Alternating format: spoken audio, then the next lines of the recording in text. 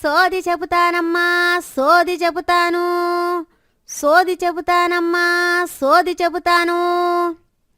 ఇదిగో అమ్మా, ఇలారా. వస్తున్నా తల్లే, వస్తున్నా. కట్టాల్లో ఉండవు తల్లే, కట్టాలు గట్టెక్కే రోజు ముందు ముందు ఉంటాది. నిన్ను పిలిచి సోది చెప్పమని అడిగామంటేనే కష్టాల్లో ఉన్నామని. ఇంట్లో డబ్బు, ఇంటి ముందు నౌకర్లు ఉంటే నిన్నెందుకు పిలుస్తాను?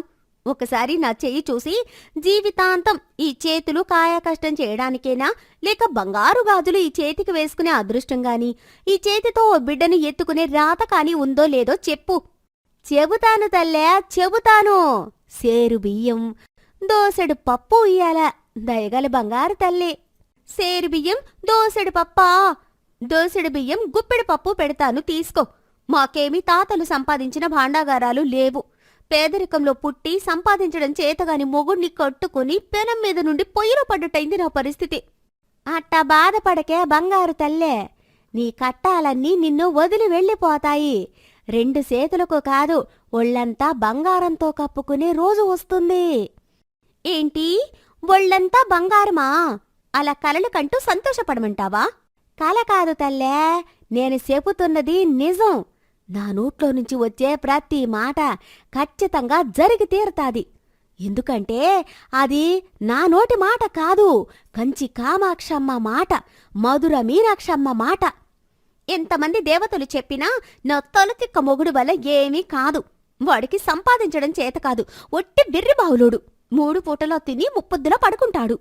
ఇదంతా ఇంట్లో నుండి మంచం మీద కూర్చొని రత్నం వింటూ ఉన్నాడు.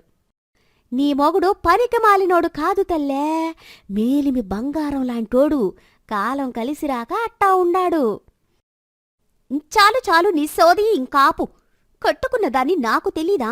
పెళ్ళయి 7 ఏళ్లైంది, ఇంతవరకు నా కడుపు పండలేదు. అమ్మలక్కలని సూటిపోటి మాటలు విని నాలో నేను ఏడ్చుకుంటున్నాను. తనకు ఏమాత్రం దిగులు చింత లేదు. కలిసి వచ్చే కాలం ముందుండాది. దేనికైనా కొంత గడువు ఉంటాది. గడువు తీరినాక నువ్వు వద్దన్నా సుఖాలు నిన్ను వెతుక్కుంటూ వస్తాయి. నా మాట నమ్ము, నీకు మంచి రోజులొస్తాయి. కాని ఒక్క గండం కనిపిస్తా ఉండాది నీ జాతకంలో. ఏంటది? నేను పోతానా, నా మొగుడు పోతాడా? నీకు బిడ్డ పుట్టినాక నీ బొట్టు పోతాది బంగారు తల్లే. చాలు చాలే నీ సోది. ఒళ్ళంతా బంగారమంట, 7 ఏళ్ల నుండి లేంది. నాకు బిడ్డ పుడతాడంట, నా మొగుడు పోతాడంట. చెప్పింది చాలు, ఇంక నువ్వు బయలుదేరు అని చెప్పి కోపంగా కనకం ఇంట్లోకి వెళ్ళిపోయింది. అప్పటి వరకు అంతా వింటున్న రత్నం భార్యతో ఇలా అన్నాడు. ఏ కనకం అలా మాట్లాడతావు? ఇప్పటికే ఊళ్ళో వాళ్ల ముందు నా పరువు తీసేశావు. ఇప్పుడు సోది చెప్పేవాళ్ల దగ్గర కూడా నన్ను ఎందుకు పనికిరాని వాడి కింద జమకట్టి మాట్లాడుతున్నావు? నేను నీకు ఏమి అన్యాయం చేశాను? హా, నేనేమైనా నీ గురించి అబద్ధాలు చెప్పానా? ఉన్న నిజమే కదా చెప్పింది. ఇన్నేళ్లలో ఒక్కరోజైనా నాకోసం ఒక్క చీర కొన్నావా, ఒక నగ కొన్నావా? ఉన్నమాట కదా చెప్పాను. ఎందుకు కనకం అంత పెద్దగా అరుస్తావు? మన గొడవ ఊరంతా తెలియాలా? అందరి ముందు పరువు తీయాలా? అబ్బో, రోషం పొడుచుకొచ్చింది. నీ మొహానికి రోషం కూడా ఉందా? కట్టుకోవడానికి మంచి పట్టుచీర లేదు, వేసుకోవడానికి ఆవగింజంత బంగారం కూడా లేదు. ఊళ్ళోకి వెళితే నా పరువు ఏమవుతుంది? ఎవరైనా వచ్చి మా ఇంట్లో పెళ్లనో, నా బిడ్డ సమత్తుండాదనో పిలిస్తే అందరి ముందు నాకు ఎంత నామోషిగా ఉంటాదో తెలుసా నీకు? అన్ని రోజులు ఒకేలా ఉండవు కనకం. డబ్బు సంపాదించడానికి నా ప్రయత్నాలు నేను చేస్తూనే ఉన్నా కదా. నువ్వు చూస్తూ ఉన్నావు కదా. మనకి మంచి రోజులు వస్తాయి. కొంచెం ఓపికగా ఉండు. నాకు అంత ఓపిక లేదయ్యా. ఎప్పుడో పరమాన్నం వండుతాం కదా అని ఈరోజు పస్తుండమంటావా అని అంటుంది పెద్ద పెద్దగా అరుస్తూ. దాంతో రత్నం ఏమీ మాట్లాడకుండా ఇంట్లో నుండి బయటకొచ్చేస్తాడు. రత్నం అలా నడుచుకుంటూ వెళ్తూ ఉంటే అక్కడ 4 వ్యక్తులు మాట్లాడుకుంటూ ఉంటారు. ఏం జరిగిందో అని రత్నం వాళ్ళ దగ్గరికి వెళ్తాడు. అక్కడ రత్నం స్నేహితుడు లింగయ్య కూడా ఉన్నాడు. రాత్రి నేను మా అత్తగారింటి నుండి తిరిగి వస్తూ ఉంటే నాకు దెయ్యం కనిపించింది. ఊళ్ళో వాళ్ళందరూ బంగ్లా దగ్గర దెయ్యం ఉందంటే నమ్మలేదు. కానీ ఇప్పుడు నమ్మాల్సి వస్తుంది. చీకట్లో నువ్వు ఏదో చూసి దెయ్యం అనుకుంటున్నావు. ఈ రోజుల్లో దెయ్యాలు ఎక్కడున్నాయి? అనవసరంగా భయపడకు. వచ్చాడురా ధైర్యవంతుడు. నాకు చెబుతున్నాడు చూడు నీతులు. ఒరేయ్, నీ పెళ్ళాన్ని నువ్వు అదుపులో పెట్టుకోలేవు. నాకు ధైర్యం గురించి చెబుతున్నావా? నువ్వు అంత మగాడివే అయితే ఊరు బయట ఉన్న పాడుబడిన బంగ్లా దగ్గరికి రాత్రిపూట వెళ్ళి ప్రాణాలతో తిరిగి రారా. నా 10 ఎకరాల్లో పంట ఈ వారం కోత కోస్తాం. అందులో వచ్చిన ధాన్యం మొత్తం నీకు ఊరికే ఇచ్చేస్తాను. అందరూ రత్నం వైపు చూసి వెటకారంగా నవ్వుతారు. రత్నం అవమానంతో మౌనంగా ఉండిపోతాడు.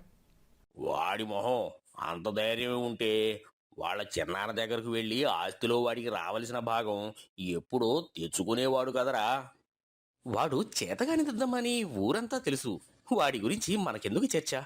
రత్నం, నువ్వెళ్ళు. ఇంట్లో నీ పెళ్ళం ఎదురు చూస్తూ ఉంటుంది. ఎందుకో వీడి మీద నోరేసుకొని పడిపోవడానికా? రత్నం ఏమీ మాట్లాడకుండా అక్కడ్నుంచి వచ్చేశాడు. దారిలో ఒంటరిగా నడుచుకుంటూ తనలో తాను ఇలా అనుకుంటూ ఉన్నాడు. ఇంట్లో విలువ లేదు, వీధిలో పరువు లేదు. మా నాన్న నాకు ఇచ్చిన ఆస్తిని అడిగి తెచ్చుకునే ధైర్యం కూడా లేదు. నా మంచితనాన్ని చేతగానితనంగా తీసుకుంటున్నారు అందరూ. ఇలాంటి బ్రతుకు బ్రతకడం కంటే చచ్చిపోవడం మేలు. అని ఒక నిర్ణయం తీసుకుని నేరుగా నడుచుకుంటూ బంగ్లా దగ్గరికి వెళ్ళాడు. అప్పటికే బాగా చీకటి పడింది. బంగ్లాలోకి వెళ్ళగానే మొదట భయమేసింది. చచ్చిపోవాలనే కదా వచ్చాను. ఇంకా ఎందుకు భయం? నిజంగా దెయ్యం ఉంటే అదే నన్ను చంపేస్తుంది. ఒకవేళ దెయ్యం లేకపోతే నా ధైర్యం గురించి ఊళ్ళో వాళ్ళందరూ చెప్పుకుంటారు. అని మనసులో అనుకుని లోపలికి వెళ్ళాడు. ముందుగా పెద్ద గాలి వీచింది. తర్వాత విచిత్రమైన అరుపులు వినిపించాయి. రత్నం ఊపిరి బిగబట్టి లోపలికి వెళ్ళాడు. అతని ముందు ఒక దయ్యం ప్రత్యక్షమైంది. రాయ్, ఎవడ్రా నువ్వు? ఈ చుట్టుపక్కలకు రావడానికి మీ మనుషులు భయపడతారు. అలాంటిది నువ్వు ఏకంగా నా ఇంట్లోకే వచ్చేశావు. ఎంత ధైర్యంరా నీకో? నిజానికి రత్నం చాలా భయపడుతున్నాడు. కాని ఆ భయం బయట కనపడకుండా మేకపోతు గాంభీర్యం ప్రదర్శిస్తూ ఇలా అన్నాడు. అవును, నాకు ధైర్యం చాలా ఎక్కువ. నేను నీకు భయపడను. నన్ను చూడగానే భయంతో చచ్చిపోవాలి. కాని నువ్వు నా ముందు నిలబడి నాకే ఎదురు సమాధానం చెప్తున్నావంటే నువ్వు సాధారణ మానవుడివి కావు. అసలు నా నుంచి నువ్వు ఎలా తప్పించుకుందామనుకున్నావురా మూర్ఖుడా?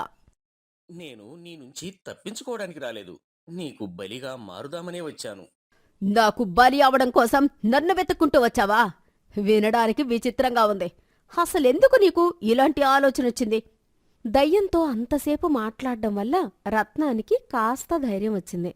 తన జీవితంలో జరిగిన అన్ని విషయాలు పూసగుచ్చినట్లు దయ్యానికి చెప్పాడు. దయ్యం ఓపిగ్గా మొత్తం విన్నది. నీ కష్టం మా దెయ్యాలకి కూడా రాకూడదురా. అంత గయ్యాళి పెళ్లంతో ఇన్ని రోజులు కలిసి ఉండడమే గొప్ప. నీ కథ విన్నాక నీ మీద కోపం పోయి దయ్యాన్ని అయినా సరే నాకే జాలి కలుగుతోందిరా. అందుకే నేను నిన్ను చంపకుండా వదిలేస్తున్నాను. అంతేకాదు, నేను నీకు ఒక శక్తిని కూడా ఇస్తున్నాను. ఇక నుండి నిన్ను అందరూ గౌరవిస్తారు. నువ్వు ఎవర్ని ఏమీ అడిగినా కాదనకుండా ఇస్తారు. నువ్వు ఏ పని తలపెట్టినా అది 100% విజయవంతమవుతుంది. నీకు నేను ఎలా కృతజ్ఞతలు చెప్పాలో తెలియడం లేదు. దెయ్యాల్లో కూడా ఇంత మంచి దెయ్యాలు ఉంటాయని నాకు తెలీదు. నేను నీకు జీవితాంతం రుణపడి ఉంటాను. నువ్వు నా రుణం తీర్చుకోవడానికి కూడా ఒక అవకాశమిస్తాను. ఏమిటో చెప్పు. ఖచ్చితంగా నీ రుణం తీర్చుకుంటాను. అది నాకు అవసరమైనప్పుడు నేను నిన్ను అడుగుతాను. ఆ రోజు నువ్వు కాదనకుండా చెయ్యాలి. అలాగే, ఖచ్చితంగా చేస్తాను. అలా రత్నం ఆ దయ్యం కలిసి ఆ బంగ్లాలోనే రాత్రంతా గడిపారు. రత్నం ఆ బంగ్లాలోకి రావడం లింగా అతని స్నేహితులందరూ చూశారు. ఉదయం వరకు వాళ్లు కూడా బంగ్లాలో దూరంగా ఉండి రత్నం కోసం ఎదురుచూస్తూ ఉన్నారు. తెల్లవారింది. రత్నం బయటకొచ్చాడు.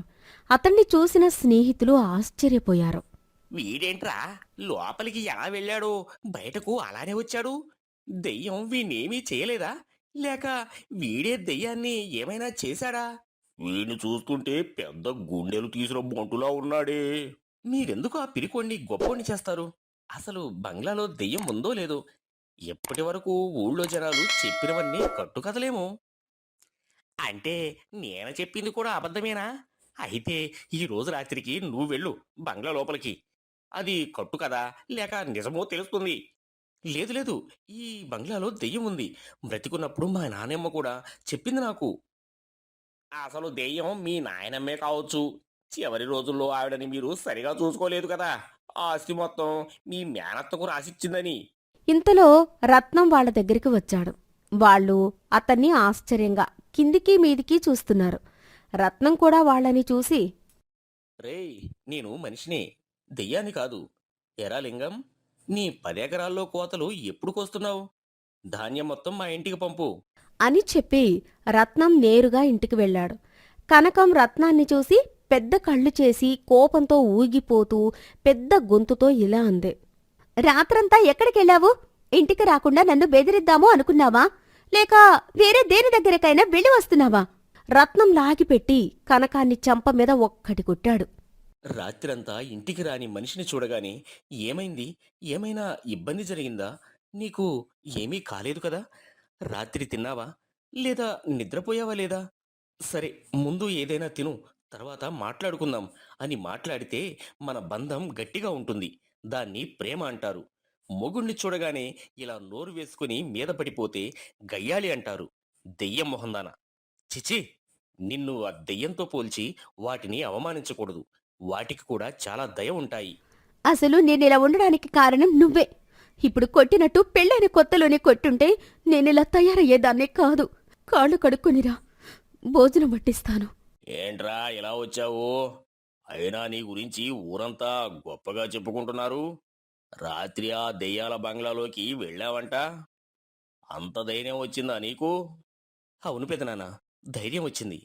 బాగా పండే పొలాలు, బంగారం లాంటి ఇంటిని నువ్వు తీసుకుని దెయ్యాల బంగ్లా నా భాగం కింద ఆస్తి పంచావు కదా. దెయ్యాన్ని వెళ్ళగొట్టి బంగ్లాని బాగు చేద్దామని వెళ్ళాను.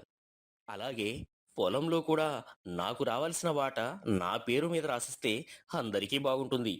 అన్నాడు అతను ముందు నిలబడి ఏమాత్రం భయపడకుండా. సరేరా, రేపటికల్లా నీకు రావాల్సింది నీ పేరు మీద రాసి పత్రాలు తయారు చేయిస్తాను. వచ్చి పట్టుకెళ్ళు. అన్నాడు అతను. రత్నం అక్కడ్నుంచి వెళ్ళిపోయాడు. అదేంటి, వాడు అడగ్గానే అలా ఒప్పుకున్నారు? వాడికి ఎలాగో పిల్లా పీచూ లేరు. తిండికి 4 గింజలు పడేసి ఆ ఆస్తి మొత్తం మనమే అనుభవిద్దామన్నారు కదా. వాడు ఏం చెప్పాడో వినలేదా?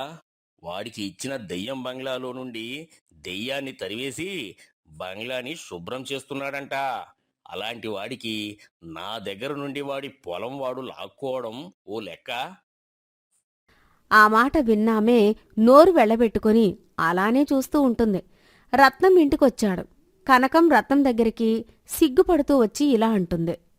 ఏమండి, మీకు శుభవార్త. త్వరలోనే మీరు తండ్రి కాబోతున్నారు. ఆ మాట విన్న రత్నం ఎంతో సంతోషించాడు. అప్పుడే అక్కడికి లింగం వచ్చాడు. ఇచ్చిన మాట ప్రకారం నా 10 ఎకరాలు రేపు కోత కోస్తున్నాను. వచ్చి ధాన్యం పట్టకెళ్ళు. అని చెప్పి వెళ్ళాడు. ఆ వెంటనే పెదనాన్న కూడా వచ్చాడు. ఇదిగోరా, న్యాయంగా నీకు రావలసిన నీ వాటా తాలూకు ఆస్తి పత్రాలు. ఇన్ని రోజులు నీ ఆస్తిని వాడుకున్నందుకు నన్ను క్షమించు. అని చెప్పి పత్రాలు రత్నం చేతికిచ్చి అతను వెళ్ళిపోయాడు. ఇప్పుడు రత్నం చాలా సంతోషంగా ఉన్నాడు. వీటన్నిటికీ కారణమైన దయ్యాన్ని మళ్లీ ఒకసారి కలవాలి అని బంగ్లాలోకి వెళ్ళాడు. దయ్యం ముందు ధైర్యంగా నిలబడి, నువ్విచ్చిన మాట ప్రకారం నాకు అంతా మంచి జరిగింది. ఇప్పుడు నా జీవితం మునుపటిలా కాకుండా ఎంతో సంతోషంగా ఉంది. అందుకే నీ రుణం తీర్చుకుందామని వచ్చాను. చెప్పు, నీకోసం నేను ఏం చేయాలి? అని అడిగాడు రత్నం. ఆ వెంటనే దయ్యం ఒక ఋషిలా మారిపోయింది. నాయనా, నా పేరు విశ్వనాథుడు. మా గురువు కులశేఖరుడు. ఆయన తపస్సు చేస్తూ ఉండగా నేను ఆయన తపస్సుకు భంగం కలిగించాను. అందుకు ఆగ్రహించిన ఆయన నన్ను ఇలా శపించాడు. ఎవరైనా నాకు భయపడకుండా నా ముందు నిలబడి నీ కోరిక తీరుస్తాను అని అడిగిన రోజు నాకు శాప విమోచనం. ఇప్పుడు నువ్వు వచ్చి నాకు శాప విమోచనం చేశావు. నేనే నీకు ఎల్లప్పుడూ రుణపడి ఉంటాను. నీ జీవితం సంతోషంగా ఉంటుంది. అని దీవించి బంగ్లా వదిలి వెళ్ళిపోయాడు ఋషి. కనకం సోది చెప్పే ఆవిడ్ని పిలిచి ఆవిడకు చీర పెట్టి సంవత్సరం పాటు తినడానికి కావలసిన ధాన్యమిచ్చి పంపించింది.